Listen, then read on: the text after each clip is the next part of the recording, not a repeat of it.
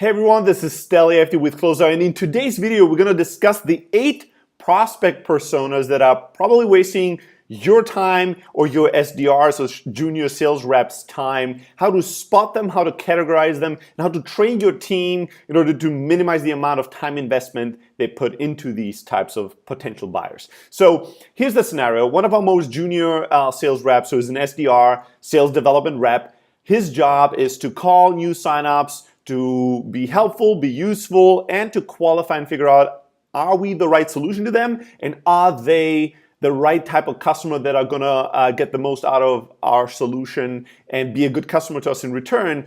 And then pass those opportunities on to a senior account manager or success rep to give them all the information, the training, the coaching, whatever it is they need to get the maximum value out of our app. So, and this junior rep, he was running into a number of times as we were reviewing his sales calls, he was running into buying personas that were what we would qualify as time wasters. People that are not really in the market to buy right now, not really serious to buy right now, not really in any serious way have the capabilities to purchase. And so, he got frustrated after, a few weeks into running into these scenarios and just spending way too much time on the phone with them in the follow-up, in email conversations.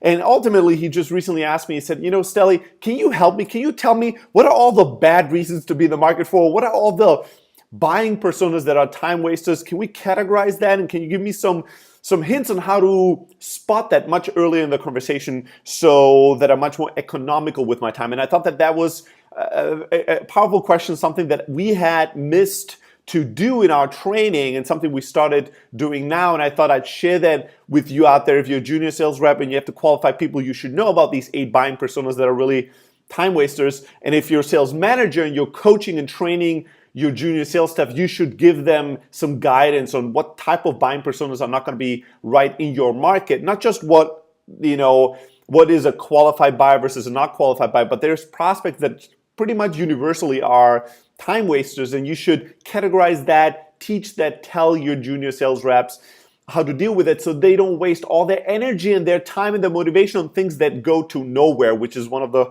worst destinations to go down to when you're, a fully motivated, junior, energetic sales rep. All right, so let's go through this really quickly, how to qualify them, how to spot them, and what to do about them. All right, so prospect number one, a prospect persona, buying persona number one, that is probably wasting your time. And the first 2 are going to be easy to spot. Number 1 is the student, right? It's actually somebody that's not a buyer at all, right? They don't have any money. They're not really part of any business. They're a student, and because of whatever it is they're studying, your product or your market or your company is relevant to them. They might be doing some research work where they're researching different companies or different business models or pricing models, or they might just be interested in a career down the line in sales or in SaaS or in software development. So they're signing up, and their purpose of signing up and getting into your funnel is totally different from a real buyer.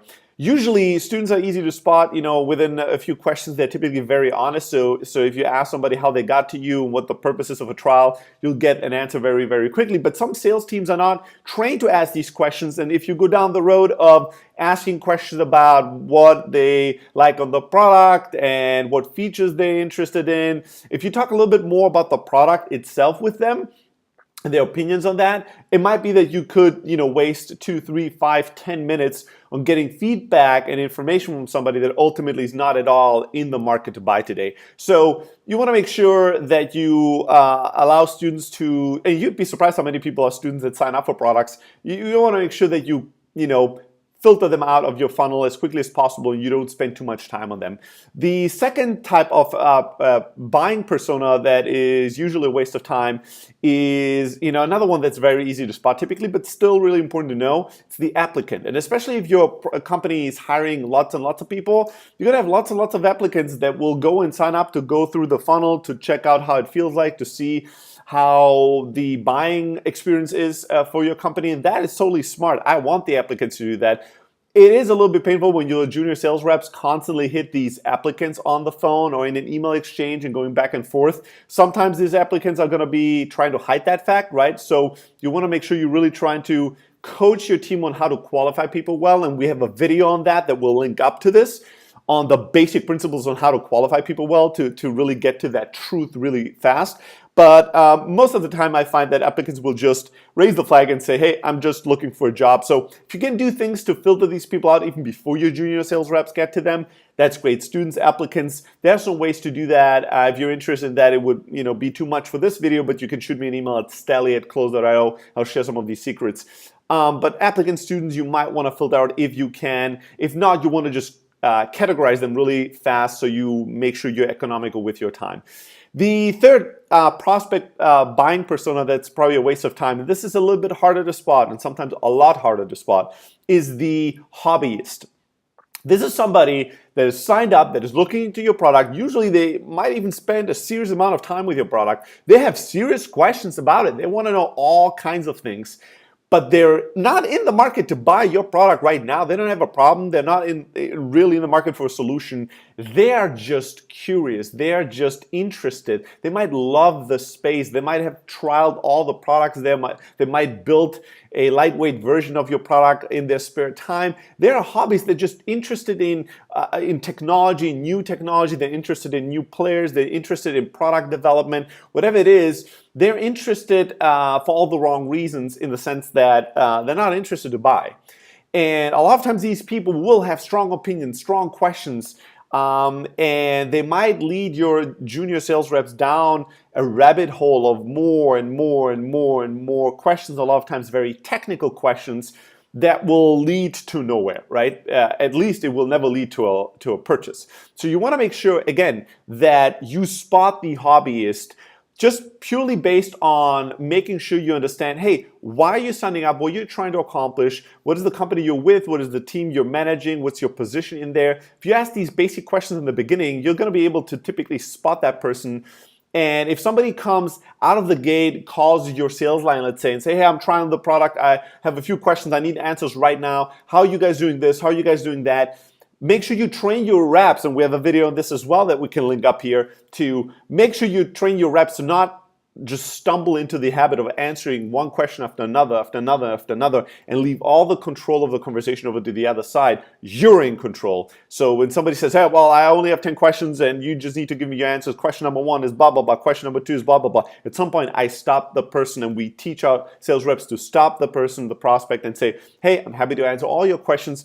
Just a few things I need to know to have proper context in order to be able to give you the best information. How did you find out about us? What's the purpose of doing this research? What is the company and your position that you're in? Just to understand kind of the context within that you're coming into the conversation with. It's a give and take. You don't have to give any information if you don't want to. They don't have to. It should be a balanced exchange of information to really get to a good spot. So you don't have to answer these people's questions just because they have them. Make sure you spot the hobbyist. The hobbyist can be a massive time waster. Typically they will have a million questions, but no intent whatsoever to ever buy, right? So the next buying persona that's probably a waste of time is the researcher, right? This is somebody that has the job to learn more about either your type of product or the product in your space, your category, your market. And this person has the job. They're not really a decision maker. They're not really the buyer. They don't really have the problem. They've been given the job to go out there and learn as much as possible about the market. And there's many reasons why they might be a researcher. Sometimes the researcher, as a buying persona, is somebody that's associated with a venture capital firm. And too many companies get all too excited when they hear, what, a VC firm sign up, or this guy's from a VC firm, and the junior sales rep, because you haven't coached them on that, thinks, oh my God, I have to give them all the information in the world. This is an investor, maybe they're going to invest in us. They're really important, right? So I better give them all the information they want. No, you don't. You don't have to, right? When a VC firm signs up for a product, we want to know, hey, what's the purpose? Are you going to use us in what context? Why is this relevant to you and your firm? Right? And if they're a real buyer, we'll give them all the information in the world. If they're doing some research because some of their portfolio companies might want to be buyers, that's more tricky, but we might entertain that idea, but involve more senior people in it. But in most cases, they might look into investing in a competitor of yours, and they're just going to go out there and gather as much information as possible. And if they make that investment, they'll share all that information with that person. They're just in the business of learning more. And now that those 30 minutes or 60 minutes sometimes even that your junior sales rep is on the phone giving them all that info, you're wasting a whole hour of your time while they getting free education from you, paid by you, sponsored by you. Make sure you're really, you really want to do that, and that's going to be something that's going to pay a dividend for you down the line. So the researcher can be part of a VC firm. The researcher can be part of a large organization. Sometimes, it's whatever you want to. Procter and Gamble signed up for a product, or Coca-Cola, or Walt Disney. And sometimes you have to go wonder, why is this massive conglomerate signing up for a product? Which team, which department, what is the interest behind this? And sometimes or often the person that's signing up, they're not a buyer, they don't have a problem, they don't have serious buying intent. They don't want to buy your solution and looking into it for that reason. They're researching the market, they're researching new technologies, they're researching, it could be a million reasons why they're doing that. Maybe they want to build a competitor in-house, maybe there's a gazillion reasons, but they're not in it to buy it. So the researcher is somebody that's going to have a lot of questions. They're going to tell you, usually out of the gate, that they're comparing you with the entire market, with lots of other solutions. That's a trigger word. A lot of times when a junior sales rep hears, we're comparing you with all these other solutions, so I need to know these 5 facts to know how you guys rank against them. You just step instantly into this state of, oh my God, we're in competition. I need to give this person all the info in the world. You don't. Why are you comparing us? What are your priorities? Who is the buyer? What are the decision makers? All these are good and important questions you need to ask before you give the researcher all the data and facts and information in the world. So make sure you spot that researcher early. The next buying persona that's probably wasting your time is I don't even know how to call that person. Maybe it's the political aide, right? Maybe it's it is a researcher. So it's somebody, I'll give you the context and then we'll come up with a branding together. It's the person that is doing quote unquote research, competitive research, but they've already decided what they want to buy, or their boss oftentimes knows they want to buy solution ABC, but because of the way their purchasing protocols work internally, they have to pretend that they did research. They have to do bullshit research that will make the solution they want to buy anyways look like the right solution, and it will overall in the buying process get approval because it seems like they really thoroughly went through the market. And they just use you as leverage. Maybe it's the leverager, maybe it's the political aide.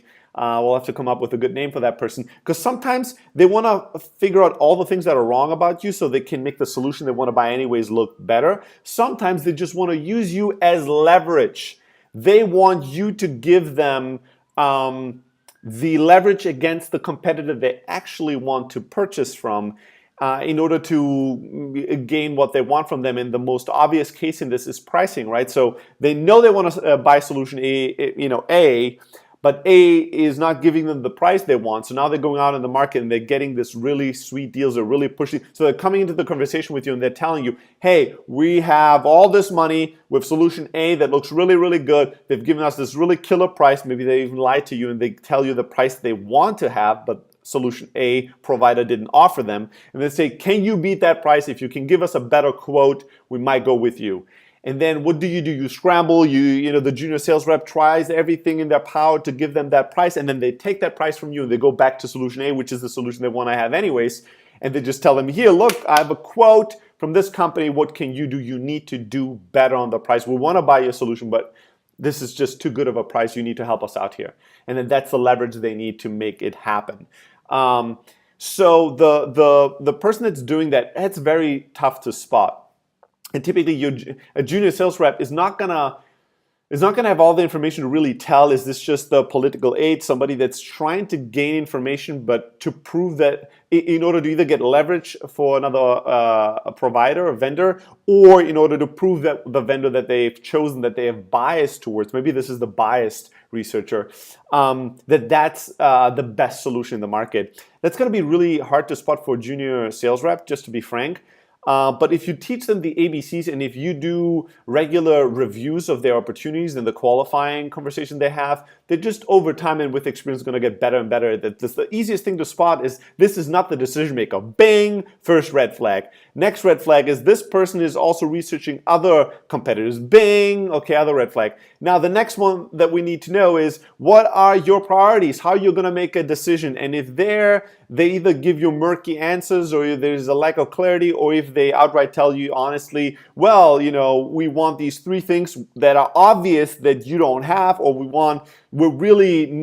just optimize for pricing, which is maybe not the type of customer you want to have, then these are 3 red flags in a row, and then the junior sales rep can bring this to somebody, or if you review an opportunity or prospect, you can spot that and help the junior sales rep. But that's going to be a more tricky one. As you see, as we progress, it gets trickier and trickier. I'll throw in I'll throw in 2 extra prospect personas that are a waste of time, that are probably easier to spot because we go incrementally harder.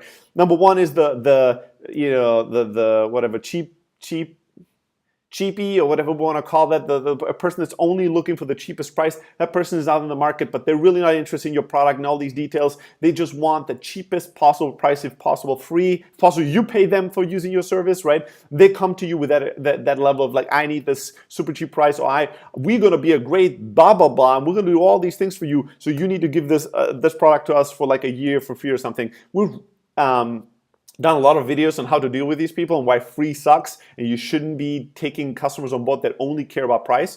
So we'll link up to these as well here. But that's very easy to spot. All they care about, all the questions they ask, all the things they're focused on is around price. You want to make sure that that's a big red flag. And the other one is somebody that is doing research maybe for a year or 2 in advance, because right now they're locked into a contract. There's no way they can purchase right now. And that's not a bad prospect to work with. You just want to be economical with your time and know that you can't spend weeks and weeks and weeks with this prospect, because it's going to take 2 years to close this deal. So you just need to be having awareness. And when somebody is currently using another solution or product in the market, you just need to train your sales reps to ask the question, hey, are you using any alternative right now? And if they say, yeah, we're right now with your competitor A, B, and C, cool. Are you on a month-to-month plan? Are you on a yearly plan? You just need to train these basic, simple questions so that your junior sales reps and your SDRs know what the deal is. And if somebody's like, oh, well, yeah, we have a 3-year contract. Can you get out of that contract? Are you willing to purchase our product while you have that other contract? Or would you want to wait till that contract runs out? Make sure that these things people are trained to do and do well. All right, back to the list in its order. The next prospect persona and buyer persona that's really a waste of time is the incognito competitor. Now that's a tough one, but again, if you teach your reps to do good qualifying, to ask good questions, to really lean in and listen and pay attention, they're going to be able to just, pick apart that story doesn't work, or that there's something fishy here going on with this prospect, this buying persona. This is somebody that's a competitor. That they're an actor. They're pretending to come from company XYZ. They're bullshitting you. They're interested in things that are curious, like they want to know how much funding you have, how many employees you have. They want to know what kind of features you're releasing next. They might ask you about them. Like, what do you think about this company? I think they're really better than you. And like, just trying to fish for information that typically a buyer that's interested in a solution more so than your company will not be as curious about these things. So the incognito competitor, again, is something that more senior sales rep will spot more easily. But again, if you coach and train your sales reps to do good qualifying, ask good questions, if all the questions that the buyer have are questions that are curious, questions that are not about solving their problem, but questions that also sound very kind of market astute and senior, like somebody that really knows all the solutions and really understands your product really well, and really more so than the average buyer, that typically can be a red flag that this person might not be a typical buyer. This person might be a competitor that just pretends to be a buyer.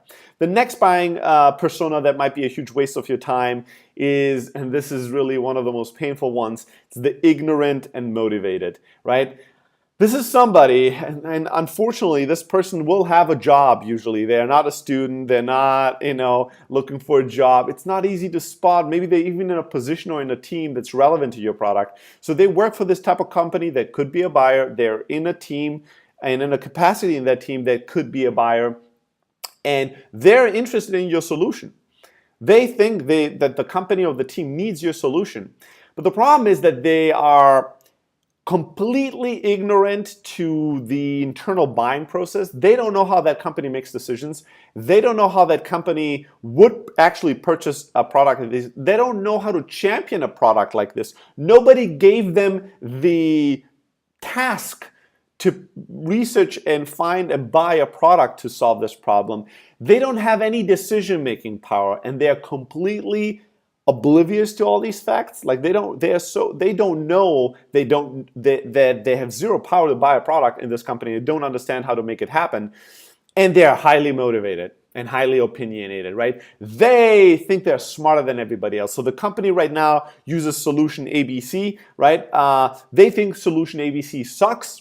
You know, that's the first year there at that company, but they're so strong-willed and so full of confidence but no competence that that they think, well, this solution sucks. This company is wasting time. I need to fix this. So they go out in the market to find a solution.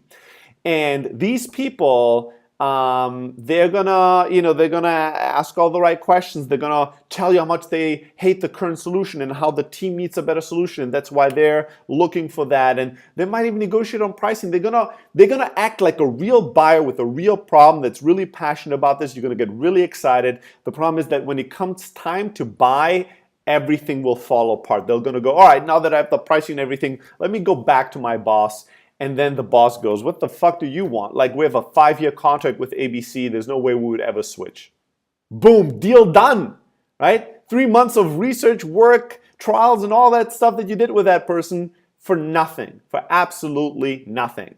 So how do you spot the ignorant and motivated? Well, you need to know, you just ask a few very basic questions, again, that you can learn if you watch the qualifying video that we teach, which is you want to know at some point in the qualifying process, not just what is your position, but how long have you been with the company, what's your history with the company. And also, here's a very powerful question. I did a whole video just on this question, on the Back to the Future hack, where you ask, hey, when was the last time you've purchased something like this? Right? When was the last time you've championed a solution like this? And what were all the steps that it took to make the deal happen? If we wanted to work together, what are all the steps it's going to take? These questions, going back to the past, looking into the future, these questions will highlight ignorance, right? They will highlight that the person doesn't know, has never done this before, has no decision-making power just based on their position, their title, and their seniority within the company. And that will highlight that they're probably not the buyer. You need to, if you want to use them, you need to get them to bring in a real buyer as quickly as possible, somebody that can truly champion this thing.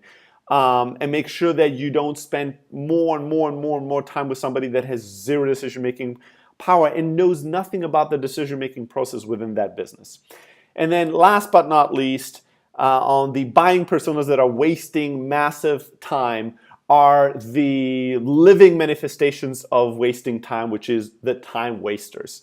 Now you wonder, what the hell is that? Aren't all these people wasting time? Yeah, but the last category of buying persona that I want to talk about is the person that, as a way of life, they like to waste time. It sucks. They might be really good people. They might be even potential decision makers. There's a million positions. There's a million form factors in which these people come and manifest themselves in the world and in your funnel. But at their core, they are people that have zero respect for their own time and everybody else's time. These people might even purchase, but mostly they won't. And they just don't care. Like they just don't care. And I'm mostly sensitive to these people because I care so much about your and my time and what we can accomplish with it. The easiest way to, let's not get into all the psychological reasons why people are really wasteful with their time. There's many different reasons, but the easiest way to spot it is that you can just tell this person, when they talk to me, they seem to have all the time in the world. There's zero urgency. They have time to chit-chat about the weather, politics. They take their sweet time thinking through things, asking questions. They never seem to want to hang up. They just seem to have a good old time with you on the phone, or they seem to be like sending you emails at all weird times throughout the day, asking one question at a time. They just seem to have all the time in the world. There's zero urgency. And when you ask them when they're going to make a decision, they're going to go, well, whenever it's right, could be today, could be next week, I don't know. And then like 3 months later, you're still talking to these people, right? The easiest way to spot these people is through that. Like, do they seem like they never have any urgency when you schedule 30-minute calls, or they always tend to be 40, 50, or 60-minute calls? Does this person constantly have one more thing they need to learn, one more thing they're curious about? Does this person reschedule or cancel your meetings last minute and waste your time that way? Is this person constantly pushing back the timeline? Is this person a time waster, just as a way of life? I hate interacting with these people. We don't like to have these type of people as customers. I don't think they're bad people. They're great people sometimes, right? But it's just not the type of customer I want to have or prospect. I want my junior sales reps to devote all their energy, all their motivation, all their inspiration, all their blood, sweat, and tears into these relationships that just drag on and on and on and on forever. So whenever you spot a prospect that just keeps being dragged on, as a senior person, you have to step in and highlight and figure out, is this a person that just, pathologically wastes time and enjoys it, or what's going on here? Right? And if you're a junior sales rep, whenever you feel like, my God, this is taking so much time, what is going on? There's either something you don't know, which you need to figure out ASAP, or there's nothing to know. You know all the basic things. This person just seems to, in their personality, be somebody that likes to take as much time as possible, change their mind, procrastinate, forget, just be really wasteful with people's and their own time. And those typically don't make good customers. All right.